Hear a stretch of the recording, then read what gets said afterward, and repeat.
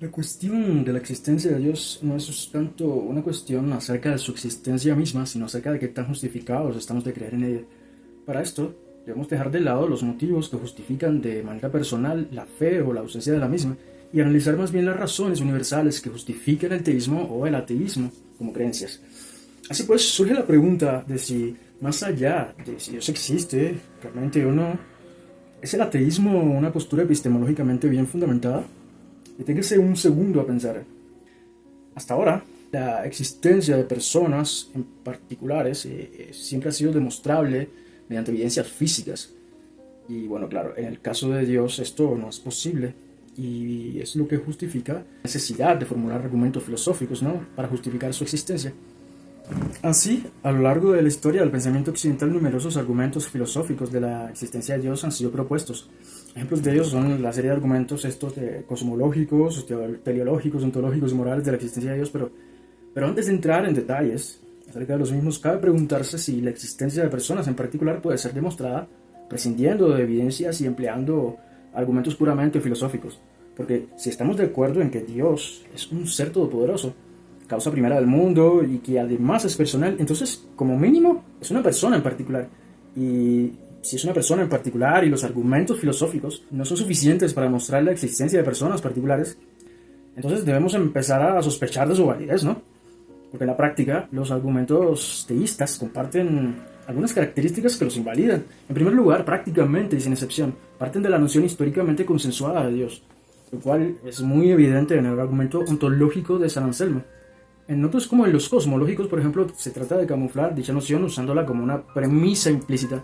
En segundo lugar, un cierto número de argumentos de la existencia de Dios parten de una premisa que terminan por refutar en la conclusión, como el argumento que veremos hoy, ¿no? Aunque esta característica no estaba presente en todos, ¿no? Anselmo se saca de la manga la siguiente idea.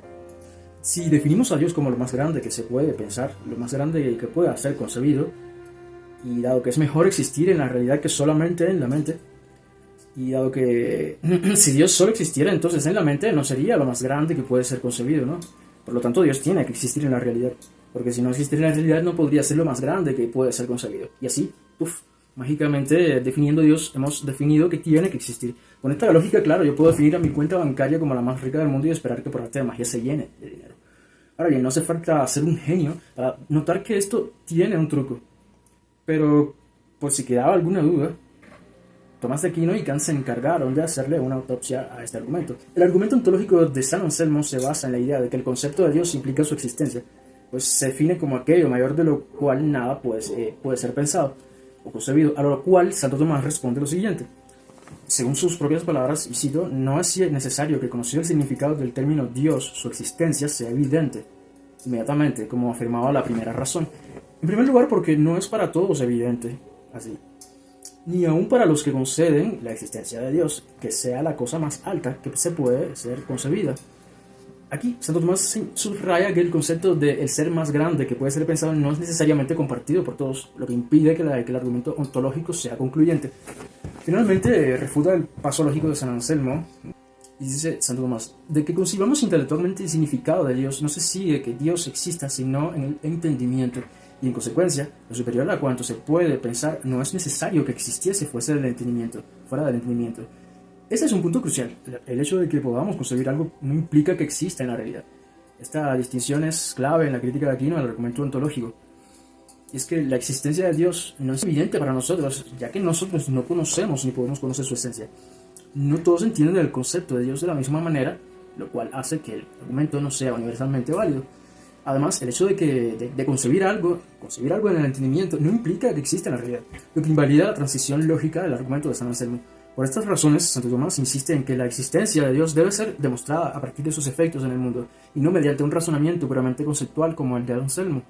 O sea, San Anselmo supone que podemos conocer la existencia de Dios con claridad, pero Tomás dice, si no podemos saber exactamente lo que Dios es, mucho menos podemos probar su existencia con una definición. Y bueno, Kant lo remata siglos después en su crítica de la razón pura. Y el punto principal de Kant es el siguiente: la existencia no es una propiedad, según dice Kant. ¿Qué significa esto? Significa que decir Dios existe, bueno, no es lo mismo que decir, por ejemplo, Dios es omnipotente, porque la omnipotencia es un atributo. algo que cambia la manera en la que imaginamos a Dios, ¿no? La existencia, en cambio, no agrega nada a una definición. Entonces, si la existencia no es un atributo, el argumento ontológico se desmorona. Pero aún así, Jorge Barrios, un usuario y amigo de Facebook, ha presentado dos argumentos teístas acerca de la existencia de Dios. En el primero, argumenta que Dios es el fundamento ontológico de todas las cosas. Pues como afirma, la existencia de las cosas no puede explicarse por sí misma, ya que cada ente tiene el ser y la esencia distintos, y por lo tanto debe existir un ser en sí, que es Dios, casualmente, que sea la causa de todo ser. En el segundo de estos argumentos se parte entonces de la conclusión del primer argumento para llegar a que Dios es personal, es decir, que posee intelecto y voluntad. En este video, entonces vamos a hacer un análisis en profundidad del primero de estos argumentos. El segundo será analizado en el próximo video. Ahora bien, el argumento que nos ocupa hoy parte de una distinción filosófica entre esencia y ser.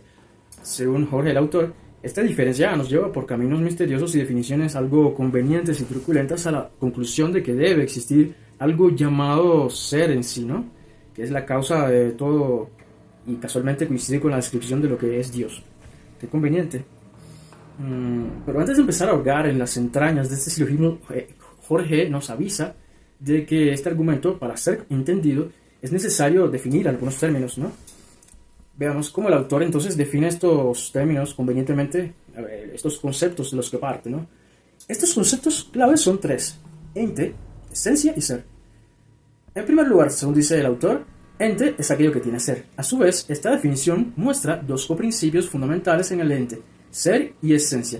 Yo digo que, a ver, esto no diría que la definición nos muestra nada, ¿no? Sino que tú los has introducido descaradamente. Por un lado, esencia hace referencia a aquello que le pone límites ontológicos entre una cosa y otra. Por ejemplo, una mesa y una silla son distintas por su esencia.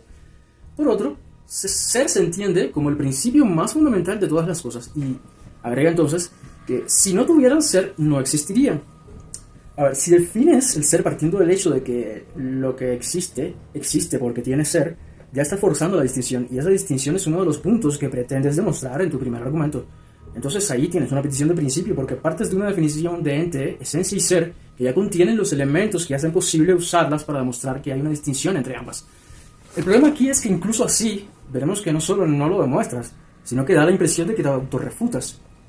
Y si la esencia es lo que hace, por ejemplo, que dos cosas sean distintas, entonces la diferencia entre una mesa y una silla está en la diferencia entre sus esencias. Esto significa que el ser de la mesa y el ser de la silla son idénticos entre sí, y a su vez, el ser de estas dos cosas es idéntico a cualquier otro ser, como el de Dios, por ejemplo. O puede ser que el de Dios sea indistinguible de mi ser. Pues lo que me distingue del ser de Dios es en todo caso mi esencia, no mi ser, ¿no? Cuando dices que ser se entiende como el principio más fundamental de todas las cosas, debiste aclarar también, por cierto, la distinción entre existencia y el acto de ser, porque de lo contrario cualquiera podría pensar que son lo mismo, ¿no? Y como anteriormente ha sido muy enfático en que es un error usar el término ser de manera indistinta a existencia, pues el ser, que es lo subsistente, lo que hay, lo que hace que algo tenga una realidad, o sea, no es lo mismo que existencia, que es lo que hace que algo se manifieste como un existente, como algo fuera de sí mismo. Pues lo correcto entonces es que, siendo que eres tú el principal crítico de esa confusión, seas el primero que enuncie en tal distinción y no te la quedes como un recurso con el cual desvirtuar posibles objeciones a tu argumento, ¿no? Como haces, desviando la atención por caminos conceptuales que poco aportan a la cuestión central, y es algo que haces muy a menudo. En primer lugar, lo que existe, según tú mismo afirmas, son los entes, y por ende afirmar que el ser existe, esto es que el concepto de ser hace referencia a un existente de la realidad, es lo que se conoce como entizar al ser, lo cual equivale a una falacia de reificación, Jorge. O sea, otorgar propiedades de objetos reales a conceptos abstractos, ¿no? En segundo lugar, una distinción real entre esencia y ser está lógicamente impedida. Si la esencia es lo que distingue a una cosa de otra, no puedes comparar la esencia con el ser, porque eso supone que tanto la esencia como el ser tienen cada una esencia que permite la comparación. No puedes comparar la esencia de una cosa con algo como el ser de la cosa. Si dices que el ser de la cosa carecía de esa esencia, ¿no? Carece de esencia, por ser un coprincipio, y por ende la distinción no puede ser válida. Entonces, una vez aclarados los términos y teniendo en mente siempre la hipótesis a demostrar de que los entes, ¿no? O sea, las cosas que existen, Son compuestos de esencia y ser, donde la esencia es lo que los hace ser lo que son y no otra cosa, y el ser es lo que hace que existan. Entonces el argumento dice textualmente así. Premisa 1. Si es el caso de que hay una distinción real entre ser y esencia en los entes, y si, premisa 2, si el ser de los entes no se explica por la esencia, entonces no se explica en el ente. Premisa 3. Si el ser de los entes no se explica en el ente, entonces se explica por el ser en sí, que es Dios. Premisa 4. Hay, de hecho, una distinción real entre ser y esencia en los entes. Esto se va a demostrar después. Conclusión. El ser de los entes se explica por el ser en sí, que es Dios. A partir de aquí, el autor procede entonces a justificar la premisa 4, justamente, de que hay una distinción real entre esencia y acto de ser en los entes. La estructura de esa demostración es la de una reducción al absurdo. Y dice que si afirmamos que estos dos coprincipios constitutivos no son reales, o sea, si afirmamos que ser y esencia no son reales, las consecuencias serían un poco contradictorias, ¿no? Si negamos el ser, dice Jorge, que las cosas sencillamente no serían. Si negamos la distinción entre ambas, entonces ser y esencia serían idénticas. Y si negamos a la esencia, entonces no habría distinción entre las cosas, ¿no? Sigo leyendo acá. Las consecuencias, según Jorge, es que habría un puro ser, ¿no? Como oscuro dice el filósofo Parménides. Y si hay puro ser, entonces no habría ni cambio ni multiplicidad. Como todas estas consecuencias, dice Jorge, no se corresponden con la realidad, podemos afirmar entonces la veracidad de la premisa 4. Si negamos el ser, las cosas no serían. ¿Seguro? No estoy seguro, pero aquí pareciera que te has metido en un gravísimo problema. Si solo existen las cosas que tienen ser y hay una distinción real entre esencia y ser, eso no significa que el ser no es parte de la esencia de los entes. Porque si el ser no es parte de la esencia de los entes, entonces la esencia de los entes no existe. Porque como dices, para que algo exista debe tener ser. Pero si dices que la distinción es real, si dices que el ser no forma parte de la esencia, paradójicamente hablas de una esencia que existe como coprincipio de las cosas y determina que éstas sean diferentes entre sí. Entonces decir que el ser en los entes contingentes no es parte de su esencia es negar la existencia de la esencia. Es negar la existencia de la esencia de las cosas.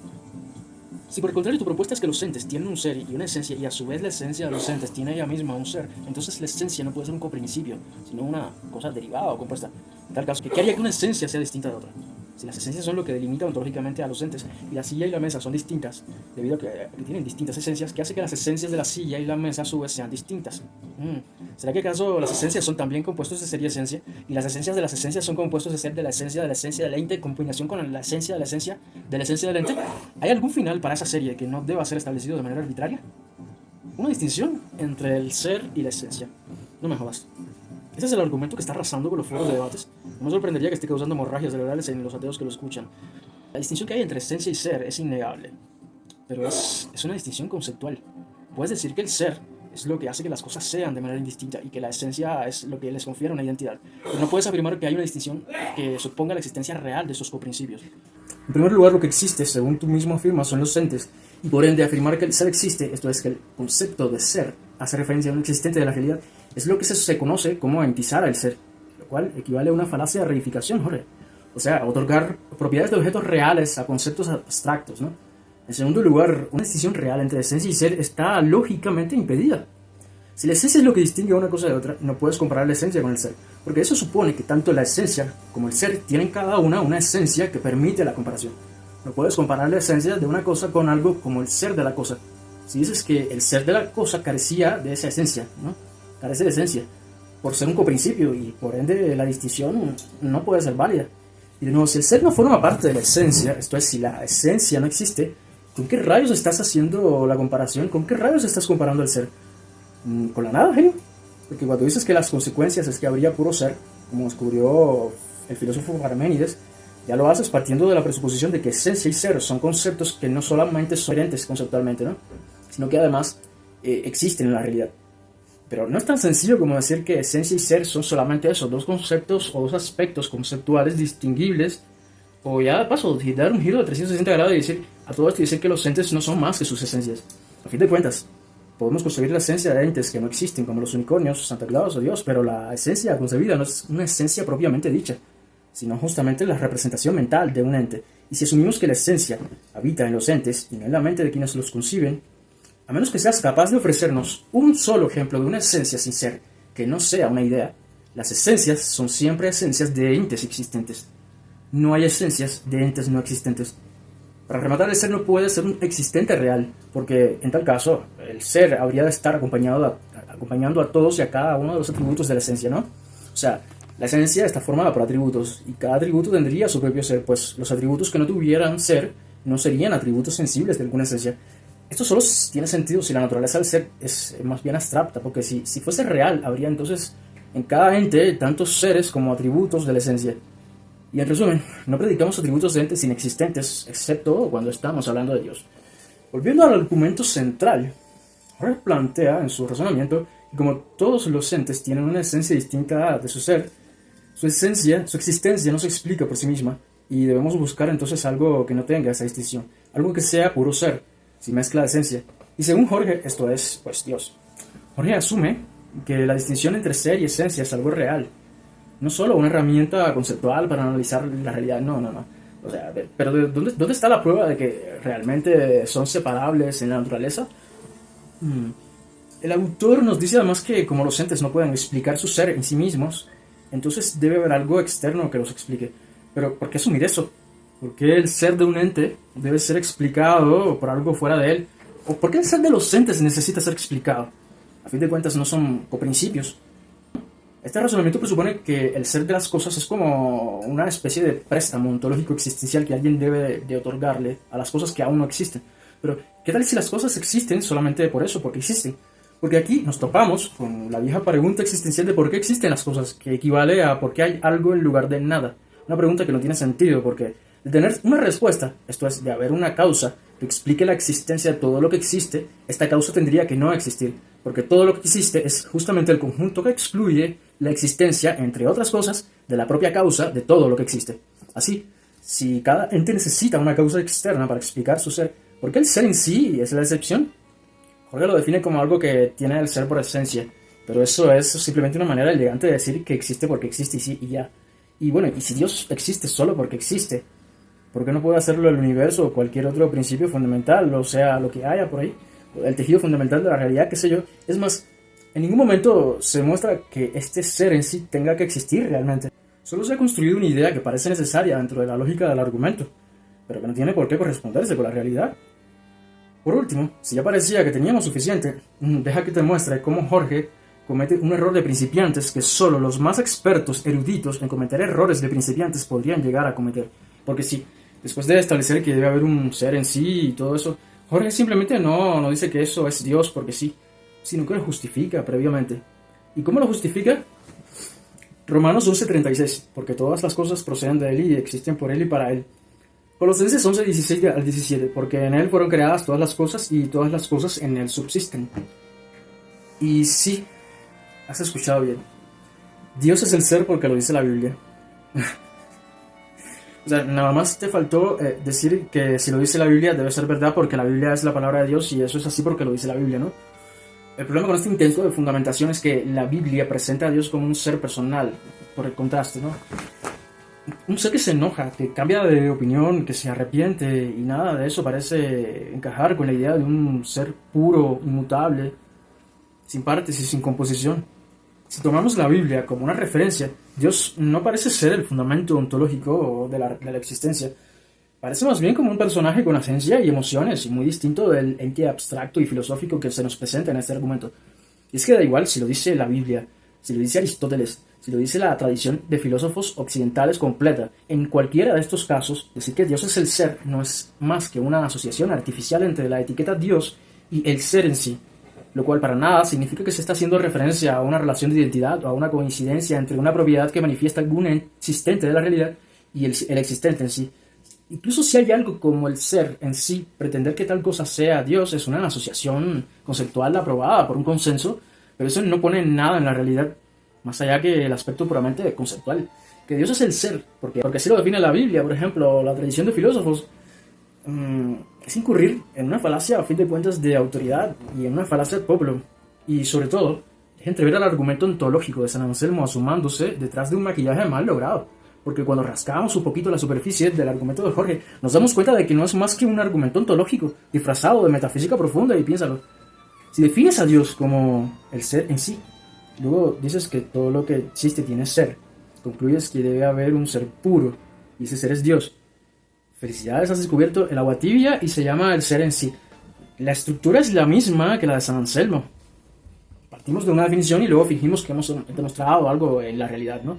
O sea, asumes que si podemos pensar en una distinción entre el ser y la esencia, esa distinción tiene que existir en la realidad. Pero como ya hemos visto, la existencia no es una propiedad.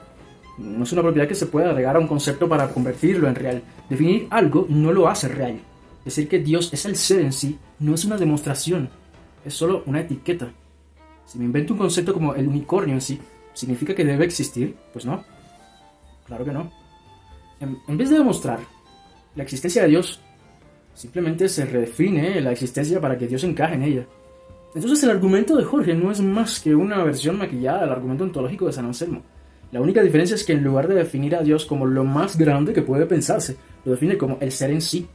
Pero a fin de cuentas, si para San Anselmo Dios es lo más grande y perfecto que pueda ser concebido, de tal suerte que solo puede existir en la realidad, dado que existir es más perfecto que no existir, eso no es muy distinto que decir que Dios existe, porque históricamente Dios se define como el ser en sí, que hace que las cosas sean, y nada más obvio que el hecho de que las cosas sean, ¿no? En pocas palabras, Jorge, tu argumento es más fraudulento que unas elecciones en Venezuela organizadas por Maduro. Decir que Dios es el ser en sí es simplemente otra forma de predicar una existencia. Es definir a Dios como existente y luego dar unos giros y piruetas para dar la impresión de que se está demostrando lógicamente su existencia, cuando ni al caso. Ni al caso porque ya partimos de que Dios es, porque Dios es el ser, y nadie duda de que las cosas son. Y en conclusión, se basa en una serie de presuposiciones no demostradas. Presupones, por ejemplo, que el ser y la esencia están realmente separados. Presupones que el ser de los entes no puede explicarse por sí mismo. Presupones que debe haber un ser en sí como fundamento de todo. Y presupones que este ser en sí es Dios. Todas estas afirmaciones son, en el mejor de los casos, debatibles, pero en el peor de los casos son completamente arbitrarias. En lugar de demostrar la existencia de Dios, el argumento solo construye una definición de algo que se llama el ser en sí, luego lo etiqueta como Dios, y sin ninguna justificación sólida, te lo lanza por la boca. Así que si nos querías convencer, creo que vas a necesitar algo más que malabares metafísicos y citas bíblicas. En el próximo vídeo veremos su segundo argumento, el segundo argumento de Jorge, el cual involucra a un trilema. Te adelanto que si este primer argumento ya es un desastre ontológico, espera a ver el próximo. Nos vemos ahí. De todas maneras, tanto la primera como la segunda parte del argumento de Jorge puedes leerlas en el enlace que adjunto en la descripción aquí abajo del vídeo. Si te gustó este vídeo y quieres que siga haciendo videos como este, déjame un like. Si quieres que YouTube además te avise cuando haya la segunda parte de este video, que va a estar bien buena, entonces suscríbete a mi canal.